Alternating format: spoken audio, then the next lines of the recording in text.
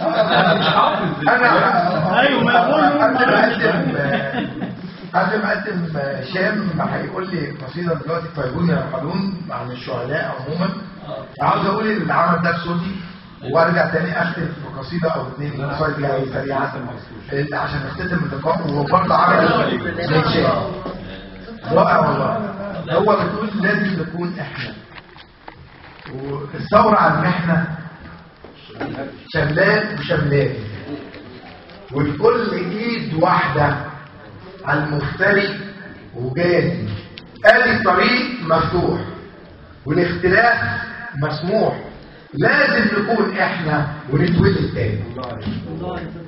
شبابنا في التحرير قال لازم التغيير على لكل شيء افضل. مشكلة معايا كل شيء افضل.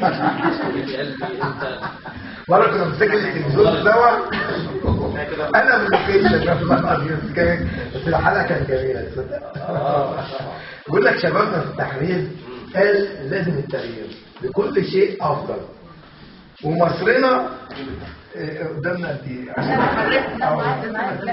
ومصرنا ترجع للزرع والمصنع. ده مهم قوي. هنا ده عبد الفتاح مصطفى لما قال قوم بايمان وروح وضمير ولما وشوف، بيأكد على المصنع والزرع، انتاج صناعه وزراعه عشان تبقى القائمه.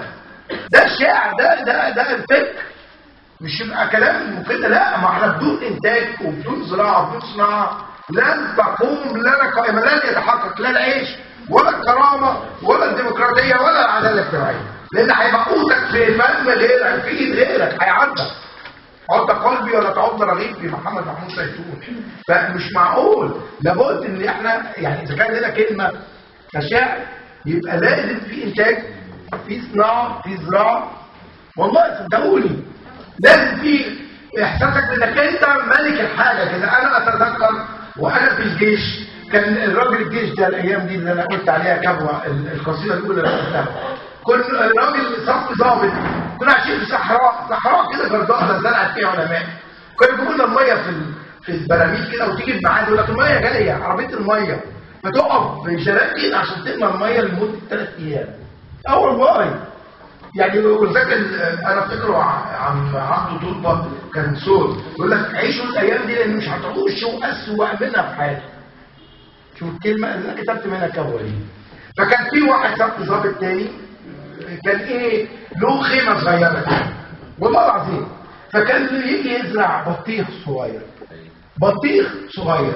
فالعيال بقى منه قاسي علينا جدا في الطوابير، وقفنا خدمه كتير يوميا، نقف خدمه بالسلاح 4 ساعات بريك 92. فكان يعملوا يستنوا له البطيخ بتاعه ويكبر شويه يروح قاطفينه، هو بقى يموت يزعل، نصحى على صوته الصبح وهو بيشتم فينا واحد بالاسم عشان يعرف مين اللي قطف البطيخه بعد ما كبرت. هو مش بيشتم في بطيخه ما تسويش حاجه، بس هو زارعها، هو حاسس بطعم تعب فيها، هدهدها وكبرها وعمل لها شكل زي القوس العذراء. فلما صرخت وبقى لها كيان تألفت، يعني بقت انسان قدامه، بقى كيان قدامه. احنا عطفناه فكنا عطفنا جزء من روحه. هو ده اين انتاجنا، اين مصنعنا، اين؟ والله العظيم انا لما بروح اشتري حاجه دلوقتي يقول لي في كذا صيني وفي كذا مصري، اقول له انا عاوز المصري حتى لو هيبوظ بسرعه. شجع الناس حتى لو مفيش، هتقول لي لازم الجوده معاك، بس احنا في مرحله محتاجين نشجع بعضينا ولا هنتقسم وسطنا لفتره طويله جدا. فشبابنا في التحرير قال لازم التغيير لكل شيء افضل، ومصرنا ترجع للزرع والمصنع وفرحنا يكمل. انا نفسي هتغير وانت كمان غير بالحلو والاجمل. ادي الطريق مفتوح والاختلاف مسموح، لازم نكون احنا ونتولد تاني. يا مصري طول عمرك. شوف هنا برجع لبديع خيري وباخد كلمه يا مصري طول عمرك بحطها في الاغنيه.